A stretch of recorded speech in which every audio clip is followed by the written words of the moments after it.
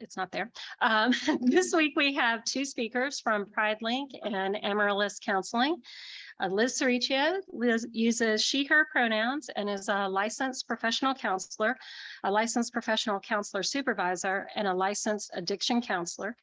Cynthia Gordon uses they, them pronouns and is a therapist and licensed master social worker. Their presentation this morning will focus on teaching us why it is important to apply what we are learning in the Sunday School series. They will explore with us types of discrimination that LGBTQ+ people experience and its impacts on their mental health. Many of you in August's congregational survey asked us what we as individuals and our church can do to be more supportive of the rainbow community, and hopefully today we'll provide some answers for you. And to prime our brains for today's sessions, I'm going to ask you to take a minute now to think about things that we've covered in the sessions before and just things in life that you have experienced. And there are papers and pencils on your table.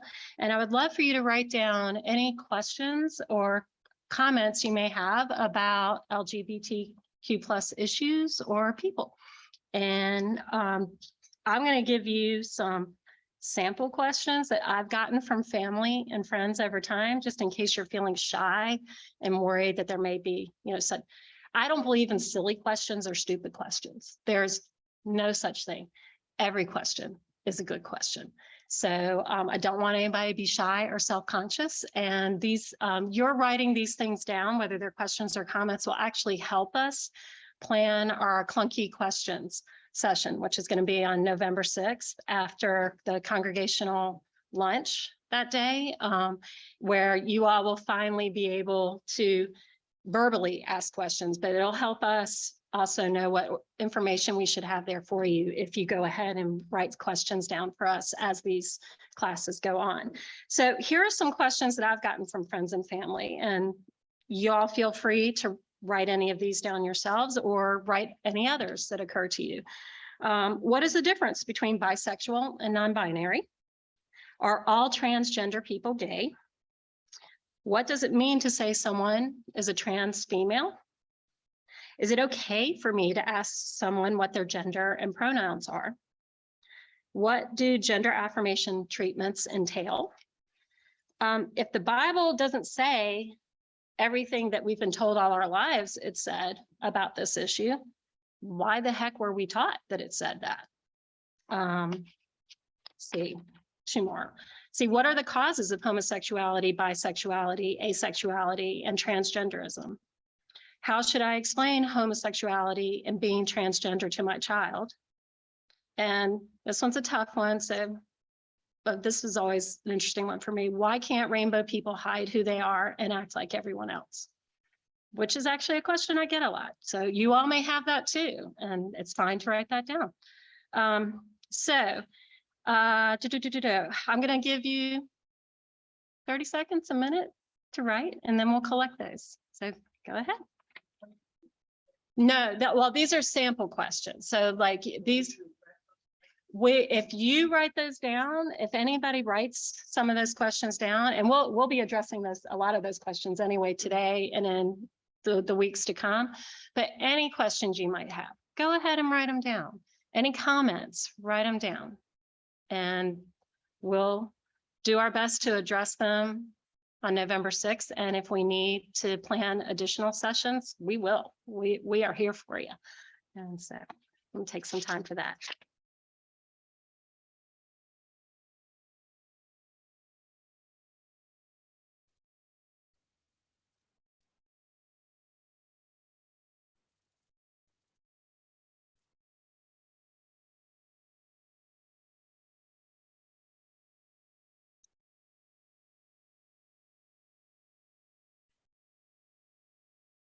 Okay, and y'all keep writing, even though I'm talking, those of you who are still writing. As a reminder, our format today is a lecture, and we're going to give you more time at the end of class to ask questions on paper, because these two have a lot of wonderful things to say and that you may have questions about. Mike and Liz have also said that you can email questions directly to them, And Mike's email you can find on our website. Liz's email is on her card, which is on our resource table over there. So feel free to take that card and anything else on that table. And I think that's it. With that, I give you Liz and Cynthia. Thank you guys very much. Oh, pass your questions to the end of the table and Andy and I will get them. And you don't have to put your names on them if you don't want. Well, good morning, everyone. I'm really excited to be here and talk to y'all, and so is Cynthia.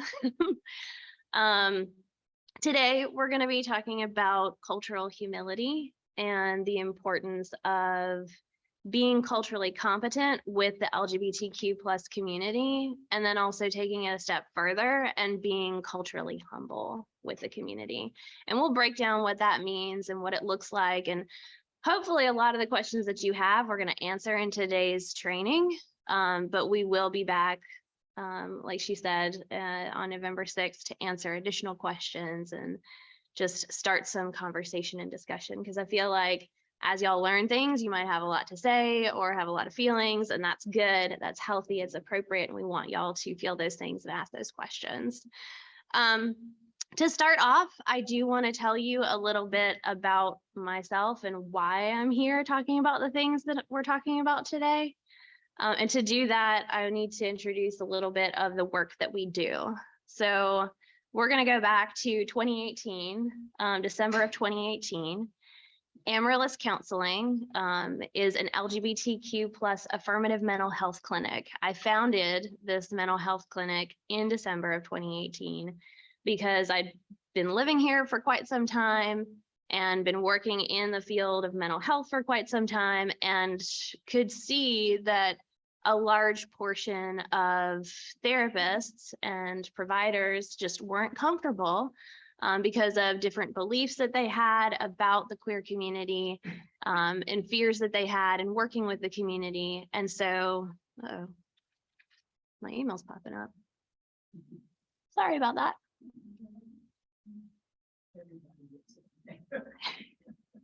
I don't know where that happened.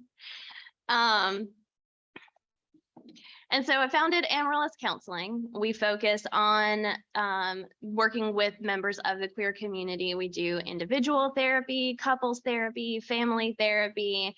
We also assist individuals who are going through the transition process, both socially and medically. In our work with Amaryllis Counseling, we have always focused on a lot of philanthropic work. And one of the main reasons for that is that, according to statistics in the upstate of South Carolina, the majority of LGBTQ+ adults make under $12,000 a year. So if you make under $12,000 a year, the likelihood of you having a job where you have enough money to either A, pay for therapy yourself, or B, have insurance that will help you access therapy is very, very low. So we engaged in a lot of philanthropic work. We have always been kind of on the front lines with the local nonprofits, advocating for rights, providing free services. A lot of people came to Amaryllis because of us being there, and addressing some of the trust issues, right? So this community has a lot of trust issues. Even being part of the community myself, it wasn't enough for me to be like, hey, I'm a therapist and I'm a lesbian. Come talk to me about your problems. You're going to be safe with me. No, that wasn't enough. I had to go and be on the front lines and be there and show them month after month, like, I am a safe person. I care about you. You can trust me with your mental health.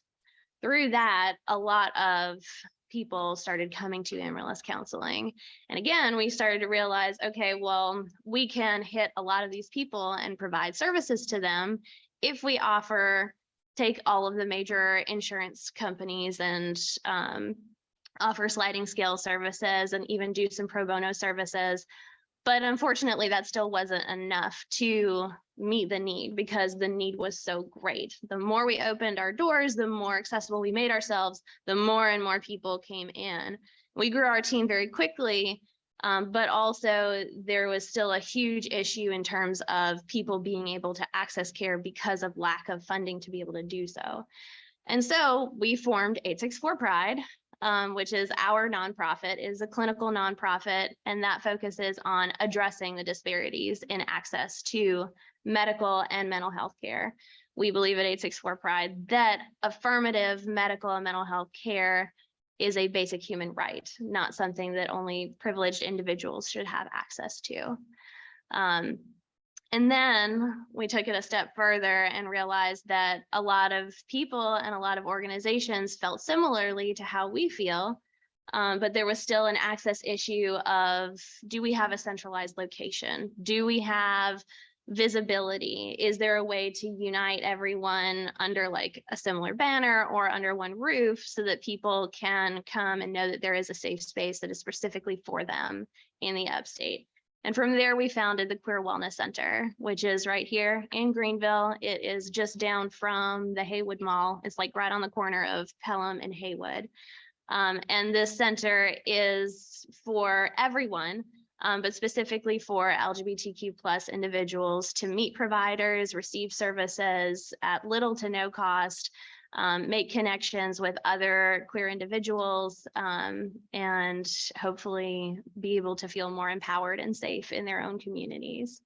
So that's a little bit about us. We've been busy since 2018, and there's still a lot more work to do. And I'm really excited that y'all are interested in making your church an affirming environment, because it can't just be us, right? We can do as much as we can do on our own, but we can't do everything. And religion, faith-based things are not our area of expertise. And so we are looking for other organizations, churches, everybody who wants to engage in this process and create these safe spaces to help us change the environmental landscape of the upstate for queer individuals. So all that to say, thank you so much for being here and allowing us to talk on this very important topic. To begin with, I know we're going to have an entire clunky question session, right? But this is more so for like your own internal dialogue for today. I want to let you know that this is a safe space, right? So there isn't going to be any judgment. There isn't going to be any kind of negativity. We will create a safe space where we present information that is maybe a little bit difficult to hear. It may bring up some questions or bring up some feelings, but we're going to do it in a way that is going to do no harm to our audience. We want y'all to feel safe in this space because we understand as therapists that growth requires vulnerability. Vulnerability means I don't have to be the expert on this topic. I don't have to know 100% everything about this. And so being willing to lean into that and say, okay, well, I don't know everything. And maybe I've been taught certain things that are no longer correct. And this is a little uncomfortable for me. That's okay. Sit in that discomfort, lean into it even, and allow that to move you into more of an exploration of what is it that I really know? What is it that I really think? What is it that I really believe? And where do I need to go from here? When you're writing questions and when we actually get to the point where we are discussing things in person, I want y'all to use the language that you know. I think we live in a day and age where cancel culture is kind of running rampant, where people are afraid to like say the things that they need to say and ask the questions that they need to ask because they're afraid they're going to offend someone. And that in that offense, everybody shuts down and no growth or work actually happens. That is not what we are about. That's not what we're here for. I would rather you use the language that you know, use the thoughts and the feelings that you have, convey what's really inside, because we can handle it. We're good with that. I'd rather you do that with us, where we have the skill set, the knowledge, the experience to be able to field your questions and it not offend us, then you sit here and like have all these thoughts and feelings and questions and be like, I need to be able to talk about this, but there's nowhere for me to go with it. So I'm just going to sit with it and be uncomfortable and irritated, and then you can't grow, right? We don't want that. That's the opposite of what we want. I also want to encourage everybody to respect each other's differences. We don't get this many people in a room together and all be on the same page. Like that's impossible about every single issue. That's not the goal here. We don't want that. We want everybody to maintain their own different opinions and feelings and values on things. But we also want everyone to be respectful of each other's differences and values and opinions. It's important that we share our own perspectives on things and that everyone is polite and receptive to that. I also want to challenge y'all to assume best intentions. You may hear things that Cynthia and I say today that might rub you the wrong way, or be like, ugh, I don't know how I felt about that. That is okay. Please give us the benefit of the doubt that we are here trying to help y'all grow in things. We're also going to do the same back to y'all. You may have things, beliefs, feelings that maybe you're just going to stay firm on, and that's okay too. We're going to assume best intentions of y'all as well through this learning process. I also want to share that debunking misinformation is part of the process. I think one of the questions that she shared this morning was, well, if the Bible has always, if I've been taught these things about the Bible and now I'm learning it's incorrect, why was I ever taught these things in the first place? Well, that's just kind of part of the process. As humans evolve and as we grow, we understand things differently. Maybe the perceptions that we had about things in the first place or how we've been taught things originally don't end up being what we come to find out is actually a true representation. So as we evolve, we get a clearer and clearer picture of what the truth actually is. So yes, you are going to have been taught things that maybe you thought were true or right or correct. And now we're learning like, oh no, those are actually harmful or detrimental or problematic. That's okay. Lean into it. I also want to encourage you to not move into a space of like shame or self-judgment. You all were taught certain things in your religious communities, and because you want to be a good, healthy, active person of faith, you have to practice certain things.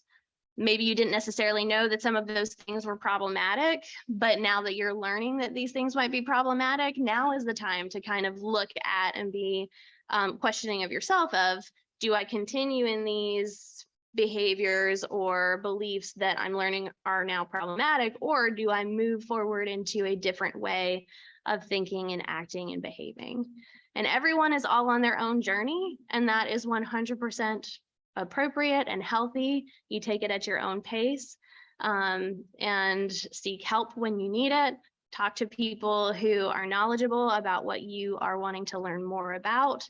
And yes, create a judgment-free zone for yourself in this situation. I also ask that you extend the same to Cynthia and I. We do not do that. Well, I won't speak for you, but I don't do this because I love talking. I'm an introvert and I hate talking in front of people. I do this because the work is important. I do this because every week I sit in rooms with individuals who are in intense pain and don't have support systems and are battling with, choosing what they're going to do with their lives and trying to find hope for themselves. And I do this because their lives matter, and I do this because your lives matter. And it's important for you guys to be able to hear this information, to be able to make any kind of adjustments or grow in any areas that you might want to grow in, to create safe spaces for these individuals outside of my office. So I do ask that the safety that we are providing for you guys, that you also provide back to us in the way that you interact with us. So just to start off, we're going to talk about cultural competency versus cultural humility. So to start off, I'm going to say what cultural competency is not. So cultural competency is not having a friend who is gay. It is not knowing someone who is in the community. It's not being friendly to the little gay kid. It's not having them over for dinner. It's not picking up their groceries and taking them to them. That's just being a nice person. It's not even being a queer person yourself that is cultural competency. Cultural competency is about knowing the information. It's about knowing the difference between sexual orientation and romantic orientation. It's about knowing the difference between orientation and gender identity. It's about knowing that gender expression doesn't always align with what is socially expected of gender identity. It's also knowing things like 75% of trans folks have to teach their own medical provider how to provide medical services for them in their transition. It's also knowing that 67% of queer individuals don't have access to affirming providers. So it's about knowing the information about the community. That's what cultural competency is. From there, cultural humility is taking it a step further of, you know what to do with the information that you know about this community. It's making it applicable to how you interact with, how you behave, how you treat people from this community. So when we move into cultural humility, that has a lot to do with identifying and deconstructing a lot of biases and social programming. That's really challenging. And I think that's the biggest challenge that we experience when we start to walk people through this process, because we like our boxes. They make us feel safe. We like our the things that we believe in, the programming that we have learned from childhood of this is bad and this is good and this is right and this is wrong. It gives us structure. It gives us a nice, neat little thing to fit inside and operate inside of, right? But unfortunately, not everybody automatically fits inside that box. Some people, like myself, and probably Cynthia too, are just never were inside that box, right? And so the process of deconstructing some of these boxes helps make space for anyone who doesn't fit inside those boxes. The struggle comes in of that a lot of times when you start deconstructing those boxes, everybody feels like, oh my gosh, I'm losing my footing. I don't know what's real or what's not anymore. I don't know what to believe. Is this still okay? And that can be incredibly unsettling, right? So I want to encourage you to lean into that process. We can't grow without that happening. And yes, it's scary, but that takes a lot of courage and a lot of bravery to lean into. So many wonderful things come out of that when you challenge yourself to do that.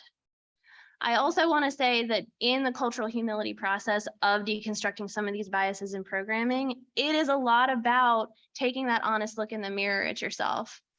And that's also scary, of like, these are great things about myself, but like, oh, these are areas that maybe aren't so great, right?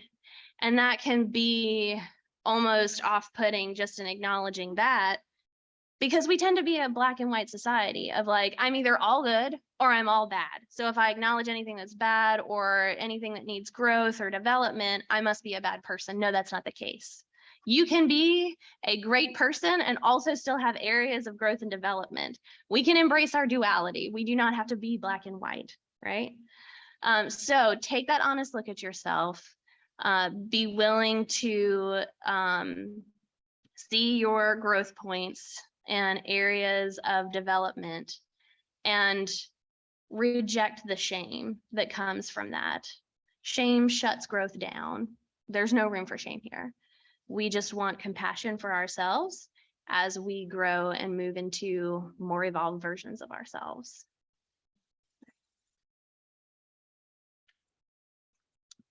So a big part of that, sorry, I had to scoot over.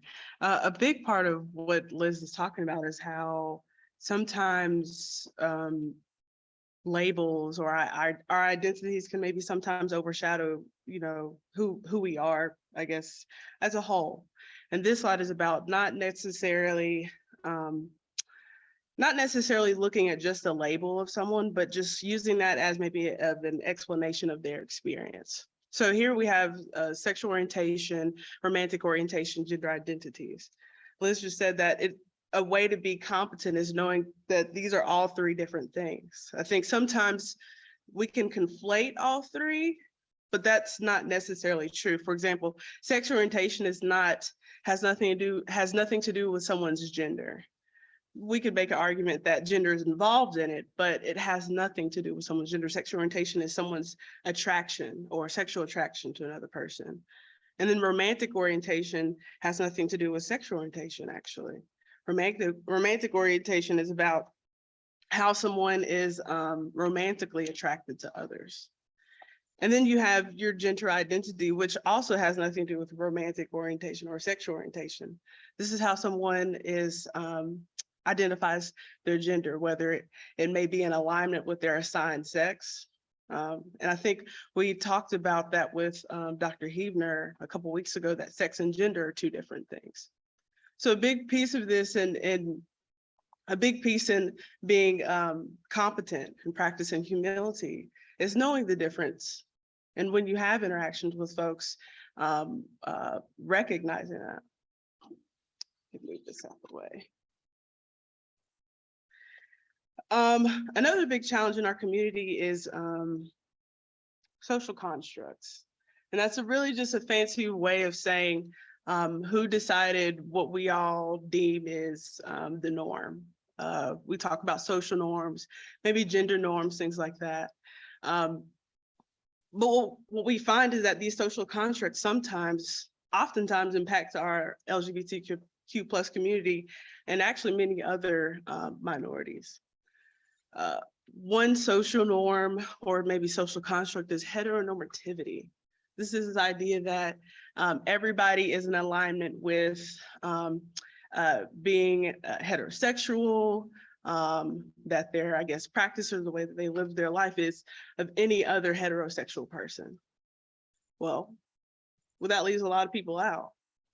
The common example I like to give is whenever you're in Target. I think Target is a little bit better about this, but when you're in Target and you're looking for a really nice mug, we often see his and hers mugs or Mr. and Mrs. mugs. But that leaves out a whole group of people. Another type of social construct that can impact our community is cisnormativity. This is the idea that everybody aligns with being cisgender.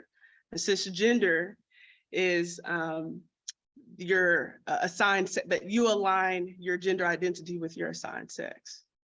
So that means if you were assigned female at birth and male at birth, then you either identify with the binary of being a man or a woman. Well, the truth is that not everybody identifies that way.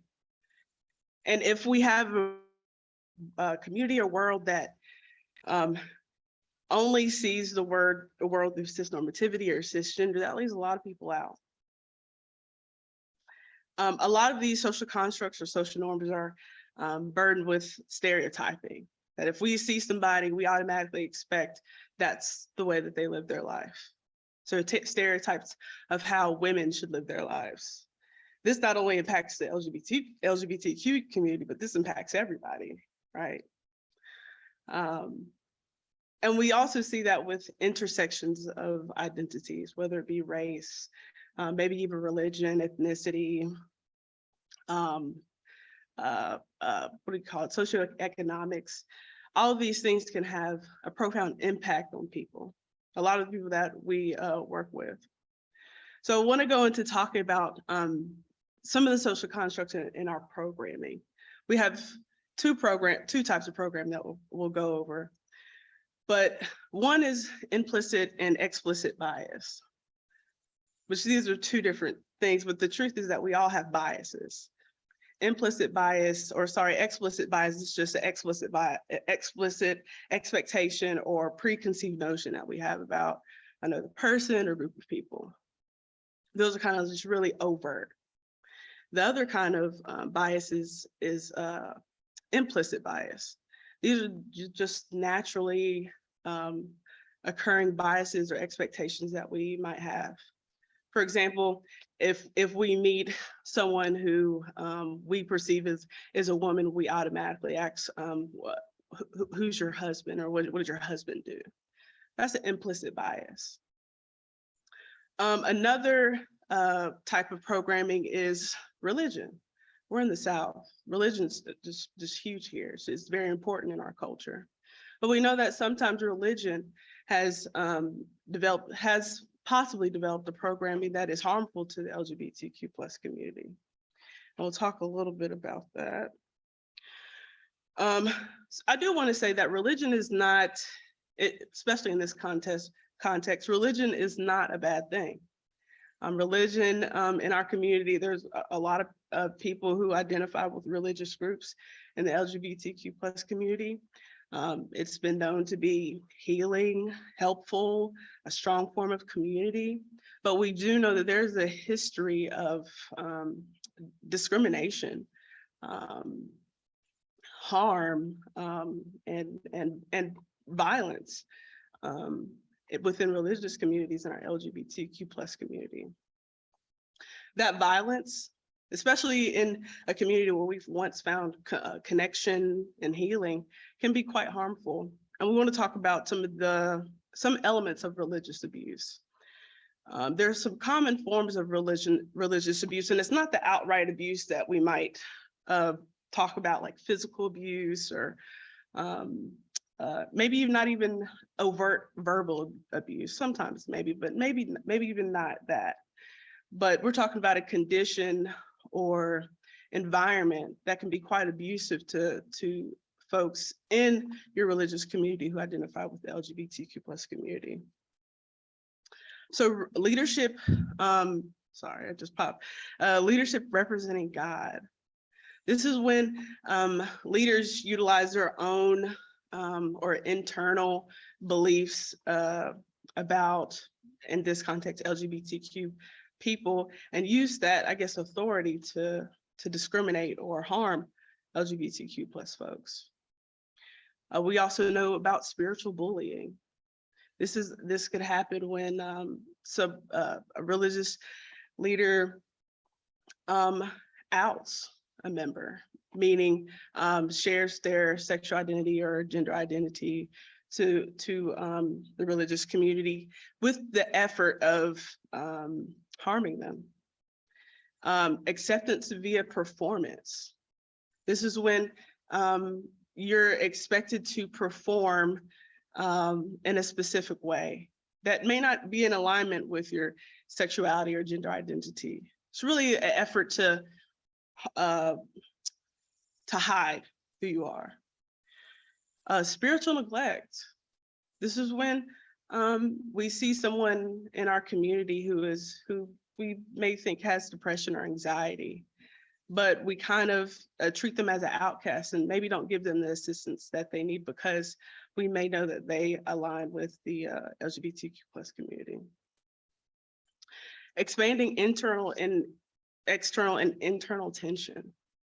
This is when all the outside things that are happening in your community, but not really identifying, I guess, outwardly who we are. That can have a detrimental effect on someone's development, their spiritual development, and also their mental health. And the manifestation of these internal states we see as possible anxiety and depression. Sometimes suicidal thoughts, suicidal ideations, serious mental and emotional distress due to the tension and the just the inability to really be themselves in their communities. Another element that I want to talk about is microaggressions, sexual microaggressions. Now, the truth is there's microaggressions that can be seen in many that can be the experience of many minorities. But in this context, folks in the LGBTQ plus community, micro assaults are outright assaults or outright. And when I say assaults, I'm not talking about like hitting or anything, that is an assault, but we're talking about little things or phrases that might invalidate someone. Micro insults as well. So this a really good example of a micro insult is I love the sin, hate the sinner. Wait, it might be the other way around. Other way around. Hate the sin, love the sinner, right? That's just a slight insult that really kind of communicates that I kind of halfway accept you, or really, not really though. And then micro invalidations, possibly not using someone's pronouns on purpose. This is you. We're tag teaming it this morning. So as Cynthia was sharing with you, some of the things that we see create negative experiences for members of the queer community and religious communities,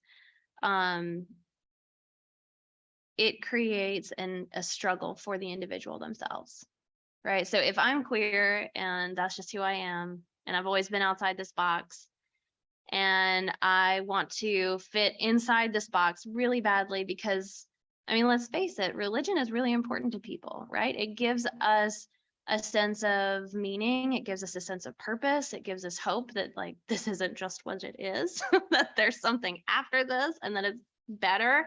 It gives us hope that there is something, you know, powerful and on our side and loves us, that's greater than us, right? So there's a lot of reasons why someone would want to be able to have a religious practice and have a faith. But if who they are puts them outside the box that allows them to practice this as themselves, that creates struggle, right? So some of the struggles that we see is the divine struggle. This is where the individual starts to question the validity of their faith, as well as the relationship that they can have with God, and also the importance of themselves in relation to God. And so we'll start to hear questions of like, does God hate me? Am I a mistake? Am I an abomination or a problem? We also see intrapsychic struggle, where this is where an individual starts to wonder, can I still practice my faith? Is my religion valid?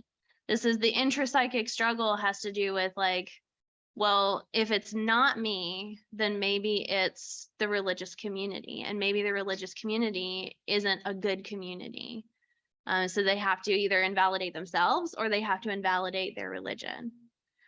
And then the interpersonal struggle is just negative interactions with people of the religious community. And so negative interactions creates increased either self-hatred or increased separation from the religious community. So if I can't change myself, right, it's either God who's the problem, or I'm the problem and I'm going to hate myself.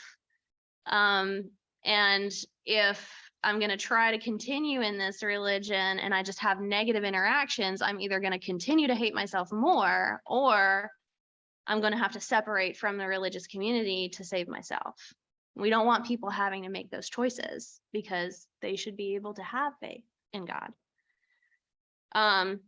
Outcomes of this struggle, which I've kind of already alluded to, that is identity integration, which is the ability to be a queer person of faith, which hopefully if your church is moving more towards being an affirming church, that means that this will be a space that people from the queer community can do that. I could be a lesbian here and also believe in God here, right?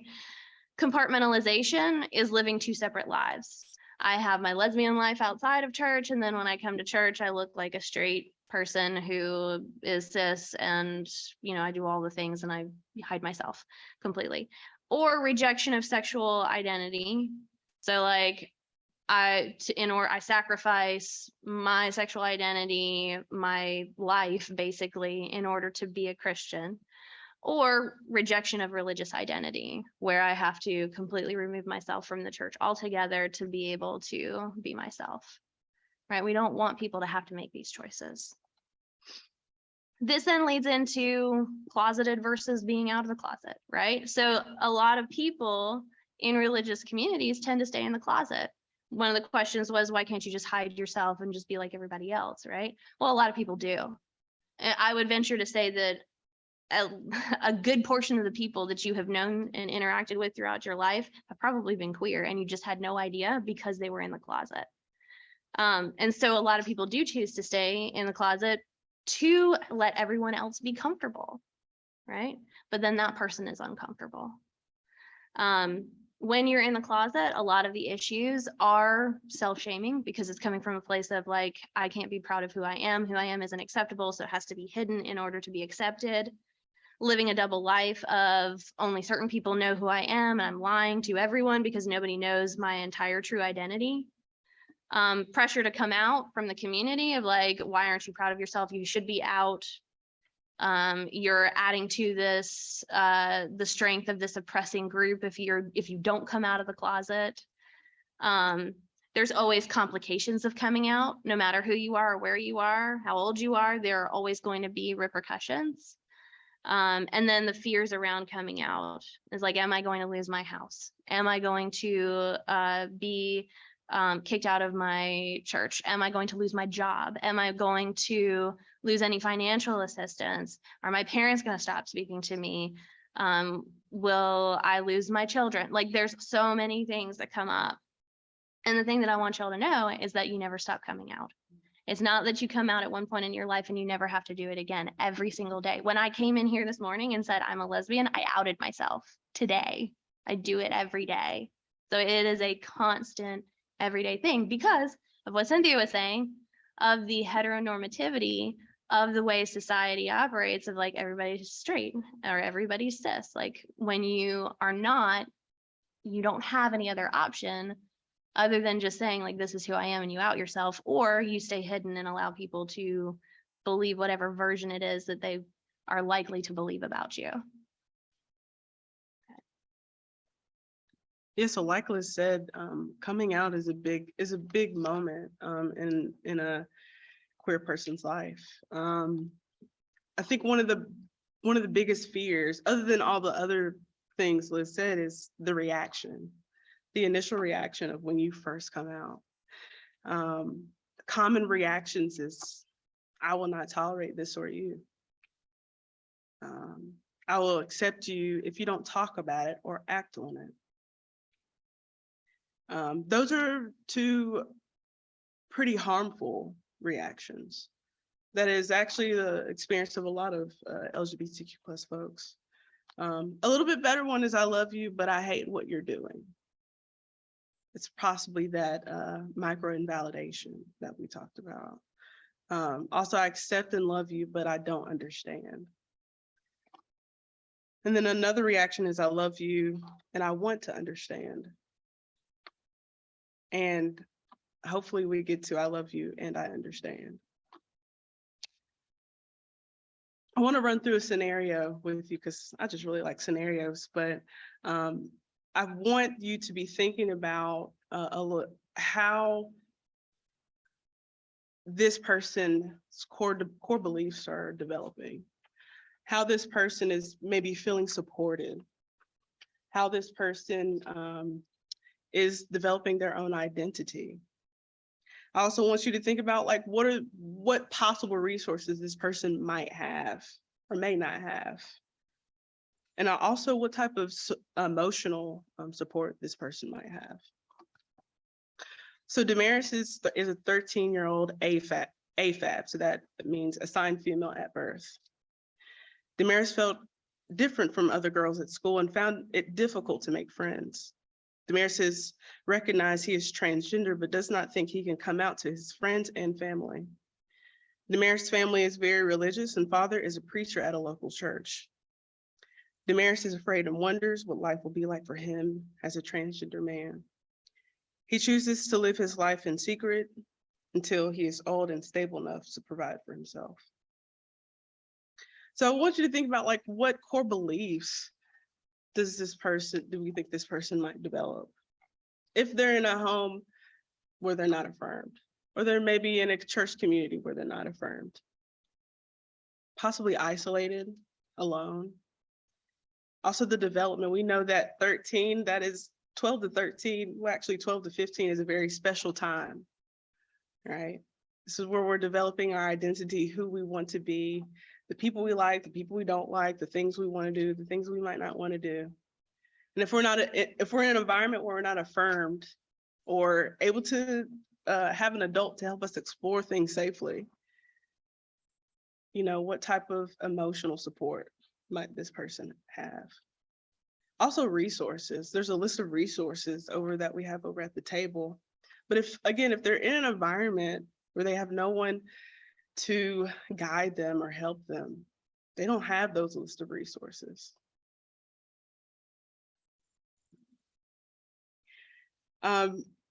In my field, I guess we have this thing we like to call social determinants of health. And it's this idea that the resources and the things that are happening outside a person's environment has such a profound effect on them that it dictates the possible jobs they have, where they live, and even so much as how long they live. Employment will impact how long you live or the type of life that you live. Your education, your childhood experiences, your support, your social support and coping skills, your healthy behaviors, social environment, your income. All of these things have an impact on your social determinants of health. What I know as someone who in the past has went to churches, that churches have all of these elements in that, right? Churches provide some social support and even some coping skills. Your social environment in churches is quite big and supportive and impactful to people in your community. We go over this because we want you and other people to know how important it is for LGBTQ+ folks to have strong resources, a community that affirms them, because it can impact how they live and even how long they live.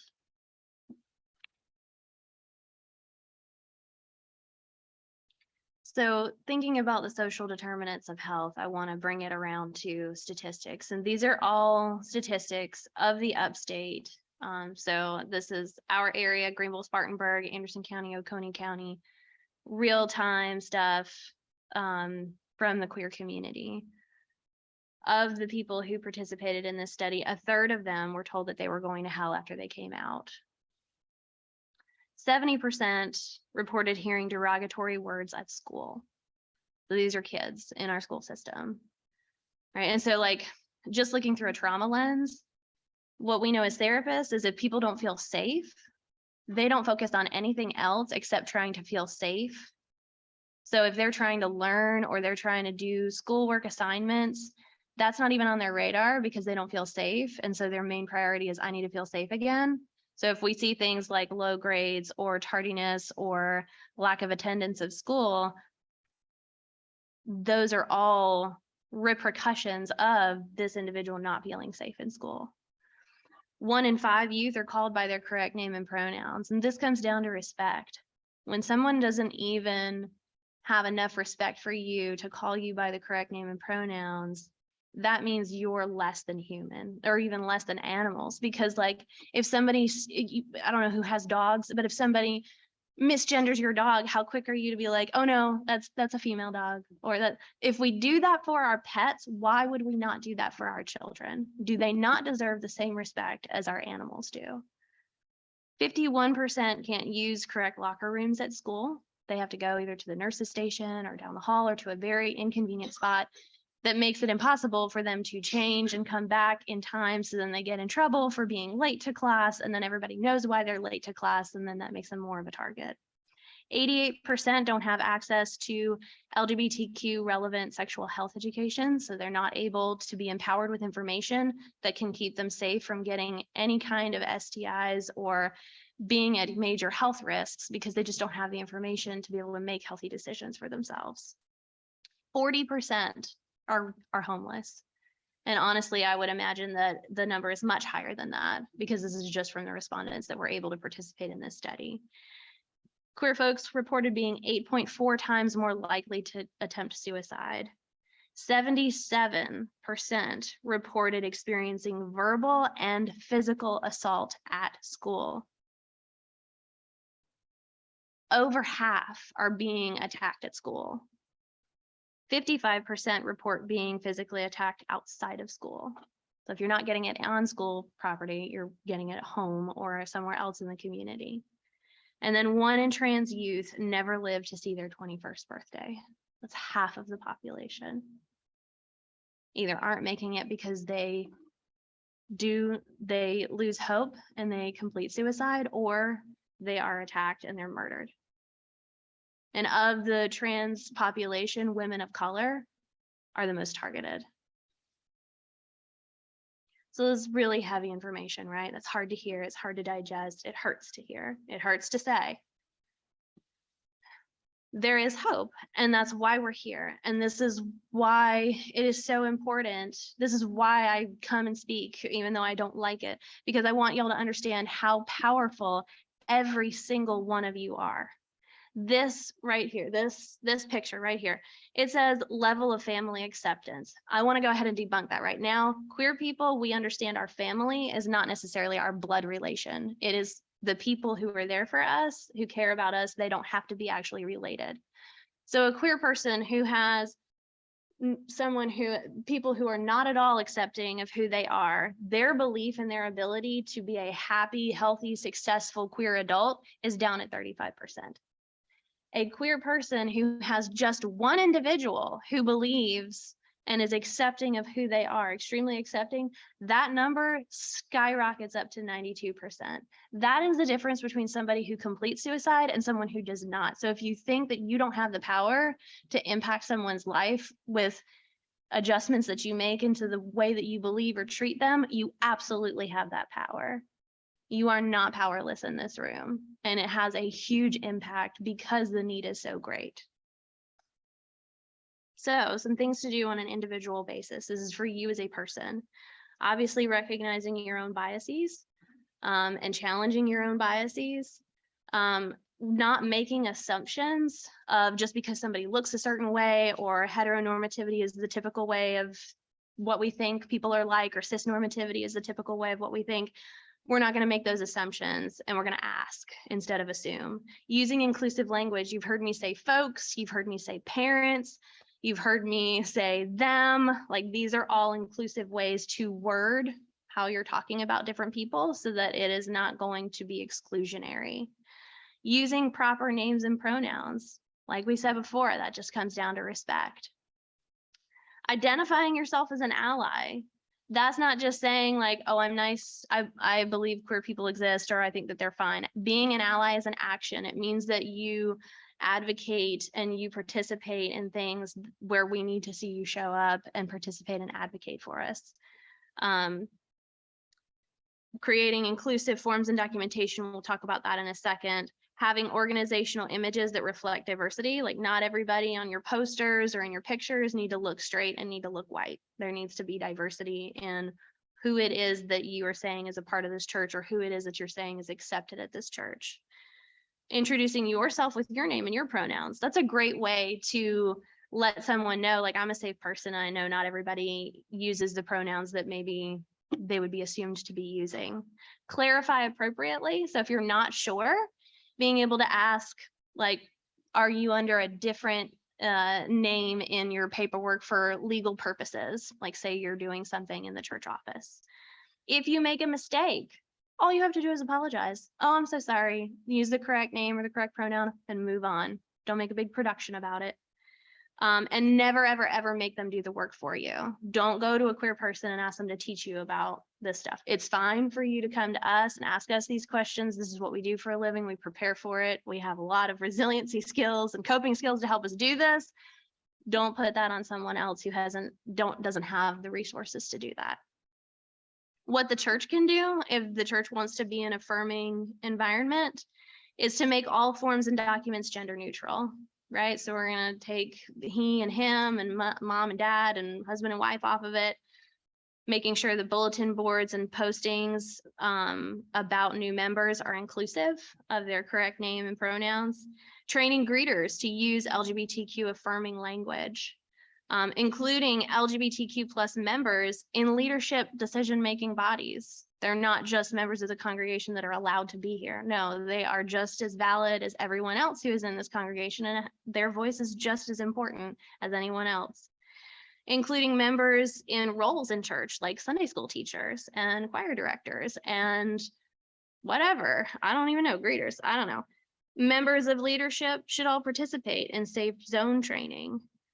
Creating a process of compassionately addressing when someone is harmful to an LGBTQ plus member, because it's going to happen. There's going to be different people. Not everybody's going to be on board. Being able to have a process where you can safely and compassionately address them for saying something that's inappropriate is really helpful, because it's going to happen. And then posting anti-discrimination protocols for the entire congregation to see, like, no, like, these people are all protected, no matter what their differences are. And that is it. I apologize. I think we went over. Okay. Thank you.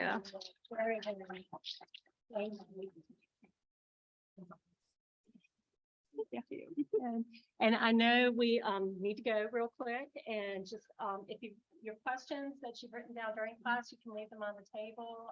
I'll collect them and we'll hit those. If you have any others, you can real quick jot them down. Email Mike, email Liz, email me. I'd love to hear from you. And real quick, let us know. Dear Lord, thank you so very much for the gift of Cynthia and Liz and their perspective and their expertise and all the information that they've shared with us. Thank you, Lord, for this congregation and the people here today who, just by being here, have shown that their hearts are open to learning and to helping, and just that we all know that you call us to love each other and care for each other. And we hope that you will bless all of us and all that we do this coming week, and keep us ever mindful of your grace. In Jesus' name we pray. Amen. And thank you all so very much for being here. Questions on the table? And resources back there.